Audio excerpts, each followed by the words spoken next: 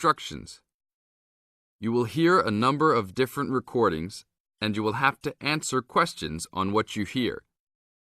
There will be time for you to read the instructions and questions, and you will have a chance to check your work. All the recordings will be played once only. The test is in 4 sections. Write all of your answers in the listening question booklet. At the end of the real test, you will be given 10 minutes to transfer your answers to an answer sheet. Now turn to Section 1 of your booklet. Section 1. You are going to hear a conversation between Don and a rental agent. He hopes that his apartment problems can be solved. Now you have some time to read questions 1 to 10.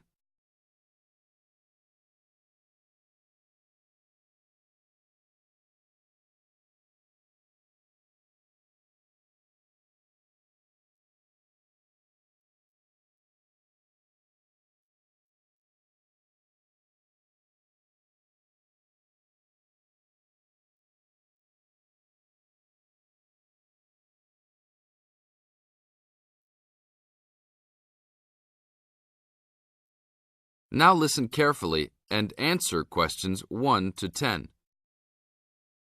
Good morning. I am a rental agency. How can I help?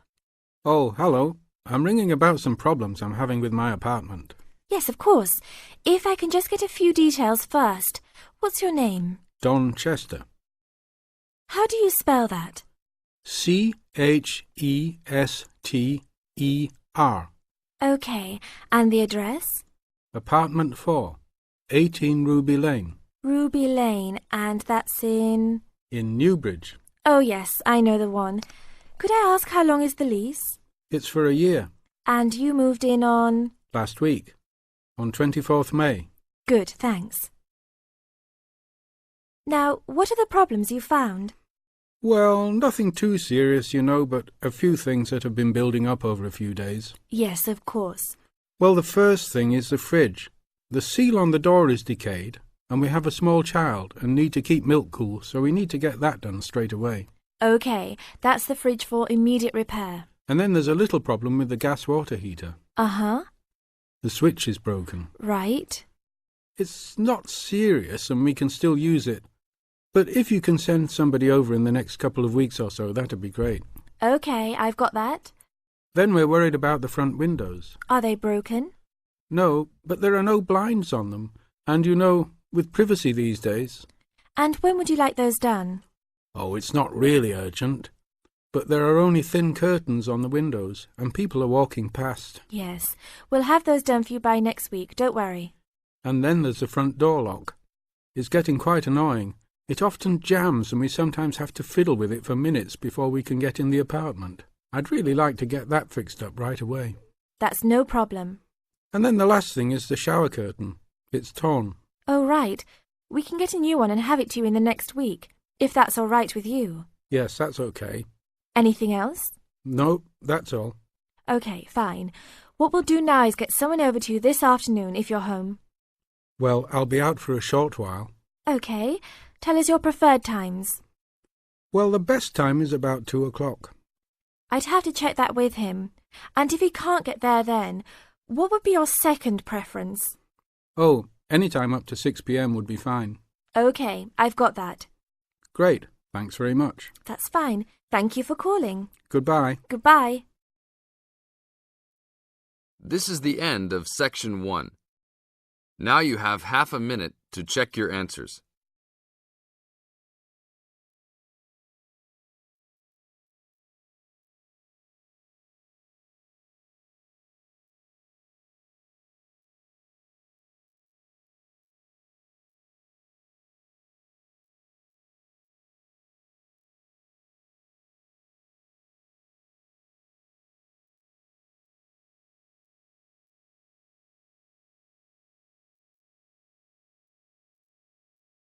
Now turn to Section 2.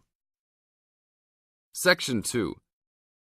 You are going to hear a guide named Matt who is introducing their trip in Wildlife Haven. Now you have some time to look at questions 11 to 15.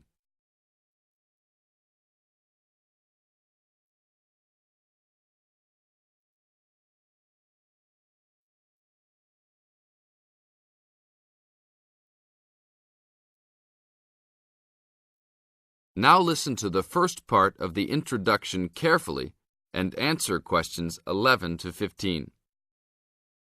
Well, good morning, everybody. My name's Matt, and I'm one of the 3 guides here at Wildlife Haven. Our job is to make sure that you all have a great time here with us and go home feeling happy and relaxed. As you can see, we're away from the city in a remote area between a national park and the sea. To encourage you to relax, there are no radios or TVs, and the only phones and newspapers are in the office. So, if peace and quiet is what you've come for, this is the place to be. From your cabin on the hill, you'll find you have the national park behind you, and you can look out from the sea from your front balcony. Your luggage will be unloaded from the bus and taken to your rooms in a few minutes. Once you have picked up your key at reception, please locate your room and check that all your luggage has arrived. The daily program here at Wildlife Haven is flexible and only as demanding as you want it to be. You should each have a brochure setting out the facilities and various walking tracks you can take. And on the bus, you are given a green sheet setting out a number of group tours in the coming week. If you want to join any tour, just write your name and room number on the relevant sheet along the wall here. Tomorrow, there is a beachcombers and rock hoppers tour exploring marine life in the rock pools along the beach. Or, if you'd prefer to go inland, there's a guided forest walk that takes you off the walking tracks. If you want to catch some lunch, you could join the beach fishing expedition. And at night, you'll see there is a moonlight forest walk that leaves each night at 7 p.m. So there is plenty to choose from at Wildlife Haven, and of course, that includes just sitting on your balcony watching the waves roll in. But I would recommend my favorite tour, the Waterfall Walk. This departs at sundown each day and also provides the opportunity to have a moonlight swim.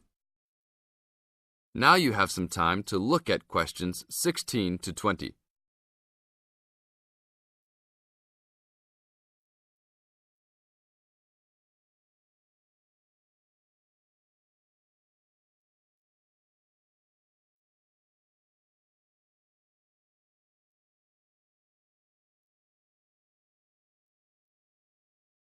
In the second part of the introduction, you are going to get some advice from Matt. Listen carefully and answer questions 16 to 20. You've chosen to visit us in January, which is one of our hotter months. And although you may be tempted to wear a minimum of clothing, you should always take precautions against injury, particularly in the national park. This includes sensible footwear. You'd be surprised how many of our guests ignore this advice and end up being sorry. And socks are a good idea too. And even though you might be under trees a lot of the time, it's a good idea to wear a hat in this hot climate. There's no need to be too concerned about walking in the national park, provided you use common sense. It's true that there are poisonous spiders in the park, but they are really more frightened of you than you are likely to be of them. I should also warn you against eating any wild berries. Some are edible, but you should avoid them all. We'll provide all the food you can eat. Well, that's about all for now. Dinner is from 6 to 8 p.m. in this building. This is the end of Section 2. You now have half a minute to check your answers.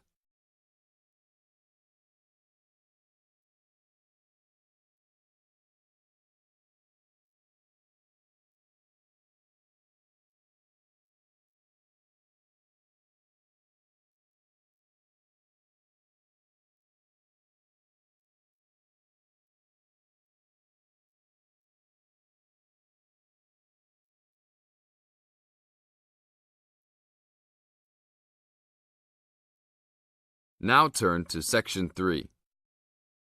Section 3. You are going to hear a conversation between Bill and the counselor. You now have some time to look at questions 21 to 25.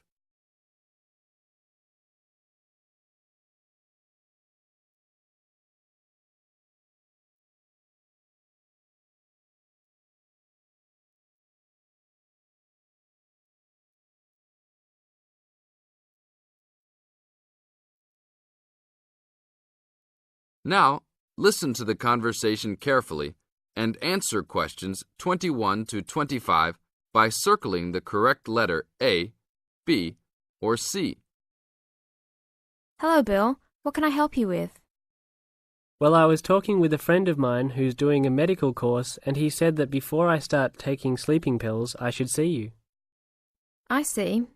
Well, I can't prescribe any medicine, Bill, and I prefer not to encourage anybody to take sleeping pills. What I can do is to help you look at why you're not sleeping. Okay, but I think it's because I don't know how to handle all the work. I found that new students find college very different to school. The biggest difference seems to be that you have to get used to working more independently at college. And this can be difficult to pick up straight away. You can feel that you're not quite in control of it all. That's right. I mean, with only a few lectures and tutorials each week, it looks like an easy workload, but then you suddenly realize that there are assignments, tests, and exams. I know I'm not the only one. I really prefer to work quietly in the library where the resources are, but its hours just don't suit my work and sleep habits. Yes.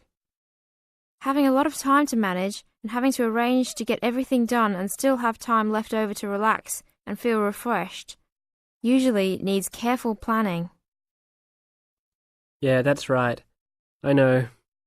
But it's hard to get started. My medical mate said you can help with getting organized, and I sure need it. Okay then. I need to get a few details about your timetable and any other commitments. You can put them all down on this form if you like. Now you have some time to look at questions 26 to 30.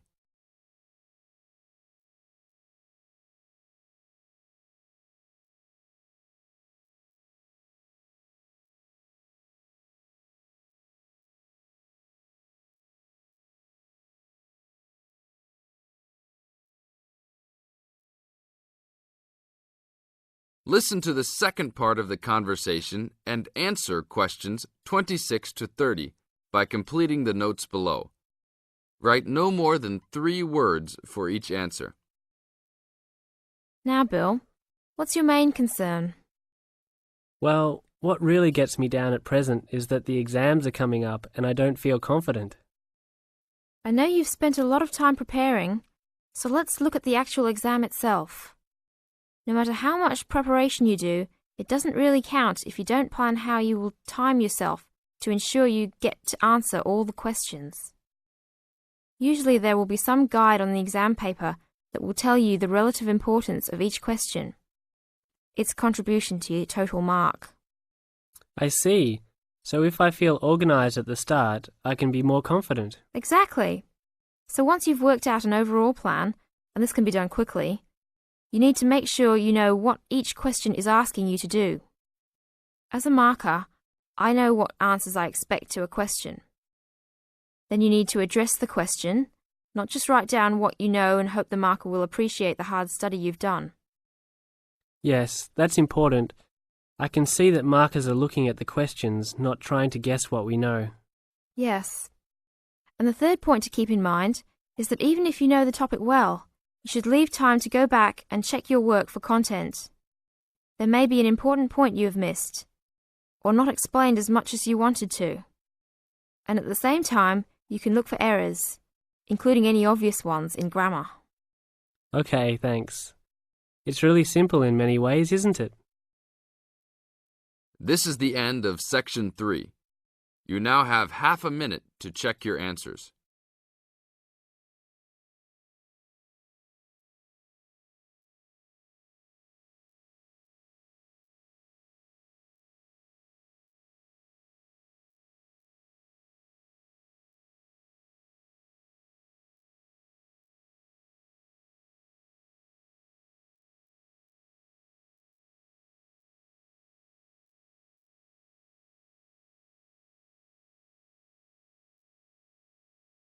Now turn to Section 4.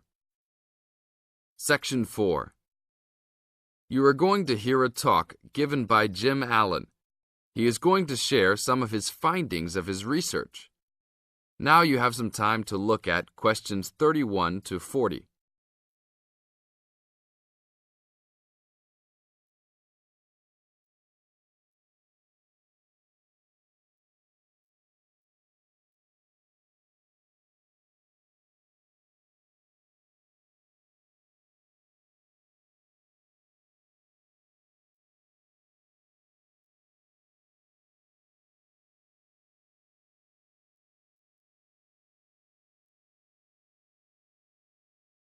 Now, listen carefully and answer questions 31 to 40.